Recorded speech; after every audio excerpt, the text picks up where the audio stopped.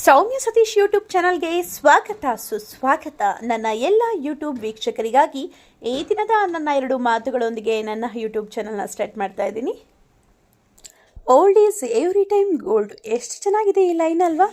ನನ್ನ ಹಳೆ ಗೆಳತಿ 8-9ನೇ ಕ್ಲಾಸಲ್ಲಿ ಓದಿರುವಂತಹ ನನ್ನ ಗೆಳತಿ ಜೊತೆ ನಾನಿವತ್ತು ಟೈಮ್ ಸ್ಪೆಂಡ್ ಮಾಡಬೇಕು ಅಂತ ಹೇಳಿಬಿಟ್ಟು, ಇವತ್ತಂತನೆಲ್ಲ ಒಂದು 2 ಡೇಸ್ ಅವಳ ಜೊತೆ ಇರೋಣ ಅಂತ ಹೇಳಿಬಿಟ್ಟು, ಯಾವಾಗ್ಲೂ ಕಾಲೇಜ್ ಲೆಕ್ಚರಿಂಗ್ ಇರುತ್ತೆ ಅಥವಾ ನ್ಯೂಸ್ ಏನಾದರೂ ವರ್ಕ್ ಇರುತ್ತೆ, ಹ್ಯಾಂಕರಿಂಗ್ ಇರುತ್ತೆ, ಏನೋ ಒಂದು ಹಣದ ಹಿಂದೆ ಹೋಗ್ತಾನೇ ಇರ್ತೀರಿ. ನಾವು ನಮ್ಮ ಜೊತೆ ಇರೋರ ಜೊತೆ ಒಂದು ಸ್ವಲ್ಪ ಟೈಮ್ ಸ್ಪೆಂಡ್ ಮಾಡಿದ್ರೆ ಮೈಂಡ್ ತುಂಬಾ ರಿಲೀಫ್ ಆಗುತ್ತೆ ಅಲ್ವಾ? ಸೊ ನನ್ನ ಮೈಂಡ್ ರಿಲೀಫ್ಗೋಸ್ಕರ ನಾನು ಕೋಲಾರದಿಂದ ಬೆಂಗಳೂರಿಗೆ ಬಂದಿದ್ದೀನಿ. ಕೋಲಾರದ ಹುಡುಗಿ ಈ ಒಂದು 4-5 ದಿನ ಬೆಂಗಳೂರು ಬೆಡಗಿ ಆಗೋಗ್ತಾ ಇದ್ದೀನಿ. ಸೊ ನನ್ನ ಫ್ರೆಂಡ್ ಜೊತೆ ನಮ್ಮ ಅಣ್ಣ ಮನೆಯಲ್ಲೂ ಸಹ ಒಂದು ಸ್ವಲ್ಪ ದಿನ ಕಳೆದು ನಾನು ರಿಟರ್ನ್ ಕೋಲಾರಕ್ಕೆ ಬರ್ತಾ ಇದ್ದೀನಿ. ಸೊ ಯಾವ ರೀತಿ ನಾನು ಬೆಂಗಳೂರಲ್ಲಿ ಇದ್ದೆ, ಹೆಂಗೆ ಎಂಜಾಯ್ ಮಾಡಿದೆ ನನ್ನ ಫ್ರೆಂಡ್ ಜೊತೆ ನನ್ನ ಬ್ರದರ್ ಹೌಸಲ್ಲಿ, ಸೊ ನಾನು ಯಾವಾಗ ರಿಟರ್ನ್ ಆದೆ ಅಂತ ಈ ವಿಡಿಯೋನಲ್ಲಿ ಅಪ್ಲೋಡ್ ಮಾಡಿದ್ದೀನಿ. ಕೋಲಾರಲ್ಲಂತೂ ನಮಗೆ ಮೂಲೆನೂ ಗೊತ್ತು. ಇನ್ಯಾರಾದರೂ ಬಂದರೂ ಕೋಲಾರ ಚೆನ್ನಾಗಿ ಪರಿಚಯ ಮಾಡಿಸೋದೇ ಗೊತ್ತು. ಆದರೆ ಕೋಲಾರಿಂದ ಬೆಂಗಳೂರಿಗೆ ಹೋಗೋದಂತೂ ಸ್ವಲ್ಪ ಕಷ್ಟನೇ ಅಲ್ಲ. ಆದರೂ ಸಹ ಬೆಂಗಳೂರನ್ನ ಚೆನ್ನಾಗಿ ಸುತ್ತಾಡಿದೆ. ಕೋಲಾರ ಟು ಬ್ಯಾಂಗ್ಳೂರು 10 ಫ್ಯಾಕ್ಟ್ರಿನ ಹಿಡ್ಕೊಂಡು 10 ಫ್ಯಾಕ್ಟ್ರಿಯಿಂದ ಮೆಟ್ರೋಯಿಂದ ಮತ್ತೆ ಎಕ್ಸ್ಚೇಂಜ್ ಆಗಿ ಕೇರ್ ಮಾರ್ಕೆಟ್ ಹತ್ರ ಹಿಡ್ಕೊಂಡೆ. ಸೊ ಸ್ವಲ್ಪ ನನ್ನ ಪರ್ಸ್ನಲ್ ವರ್ಕು ಸಹ ಇತ್ತು.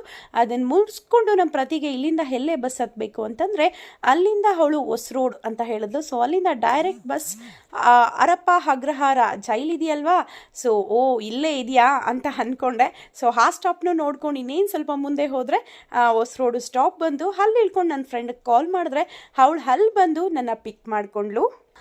ಒಂದು ಸರಿ ಅನ್ನಿಸ್ತಾ ಇರುತ್ತೆ ನನಗಂತೂ, ಪ್ರತಿ ಸರಿ ಬೆಂಗಳೂರಿಗೆ ಬರಬೇಕು ಅಂತಂದ್ರೆ ಒಂಥರ ಭಯ. ಯಾರೋ ಒಬ್ರು ಇರಲೇಬೇಕು, ಕರ್ಕೊಂಡು ಹೋಗಬೇಕು, ಯಾವ ಬಸ್ ಹತ್ತಬೇಕು, ಎಲ್ಲಿ ಟ್ರೈನ್ ಹತ್ತಬೇಕು, ಅಯ್ಯೋ ಎಲ್ಲಿ ಮೆಟ್ರೋ, ಏನೂ ಗೊತ್ತಾಗಲ್ಲ ಅಷ್ಟೊಂದು. ಯಾಕಂದರೆ ಬೆಂಗಳೂರು ನಮಗೊಂಥರ ಹೊಸದ್ದು. ನಾನಂತೂ ವರ್ಷಕ್ಕೆ 2-3 ಸರಿ, ಅದು ಏನಾದರೂ ಕೆಲಸ ಇದ್ದರೆ ಮಾತ್ರ, ನಮ್ಮ ಕೋಲಾರಲ್ಲಿ ಆಗದೆ ಇರೋದು ಬೆಂಗಳೂರಲ್ಲಿ ಏನಾದರೂ ಎಮರ್ಜೆನ್ಸಿ ವರ್ಕ್ ಇದೆ ಅಂತಂದರೆ ಮಾತ್ರ ನಾನು ಬೆಂಗಳೂರಿಗೆ ಕಾಲಿಡ್ತೀನಿ. ಅದರಿಂದ ನನಗಂತೂ ಬೆಂಗಳೂರಲ್ಲೇ ಸ್ವಲ್ಪ ಭಯನೇ. ಆದರೂ ಸಹ ಬೆಂಗಳೂರು ಲೈಫ್ ಅಂತೂ ತುಂಬಾ ಜಾಲಿಯಾಗಿರುತ್ತೆ. ಬಟ್ ಖಾಲಿ ಆಗಿಬಿಡುತ್ತೆ. ಏನೇ ಆಗಲಿ ಬೆಂಗಳೂರು ಲೈಫ್ನ ಎಂಜಾಯ್ ಮಾಡಬೇಕಂದ್ರೆ ಪಾಕೆಟಲ್ಲಿ ಚೆನ್ನಾಗಂತೂ ಮನಿ ಇರಬೇಕು, ಇಲ್ಲ ಫೋನ್ಪೇ ಫುಲ್ ಅಂತೂ ಮನಿ ಅಂತೂ ಇರಬೇಕು. ಅದಂತೂ 100% ನಿಜ. ಈ ರೀತಿ ನಾನು ಬೆಂಗಳೂರನ್ನ ಮೆಟ್ರೋನ ಆಲ್ಮೋಸ್ಟು ನನ್ನ ಒಂದು ಟ್ರಾವೆಲಿಂಗ್ನ ತುಂಬಾ ಚೆನ್ನಾಗಿ ಎಂಜಾಯ್ ಮಾಡಿದೆ. ಸೊ ಈ ರೀತಿ ಟ್ರಾವೆಲಿಂಗ್ನ ಮೆಟ್ರೋನ ಎಲ್ಲ ಎಂಜಾಯ್ ಮಾಡ್ತಾ ಇದ್ದರೆ ನನಗೊಂದೆರಡು ಪದಗಳು ಜ್ಞಾಪಕ ಬಂತು. ನಿಮ್ಮೊಂದಿಗೆ ಆ ಪದಗಳನ್ನ ಹಂಚ್ಕೊಳ್ತಾ ಇದ್ದೀನಿ.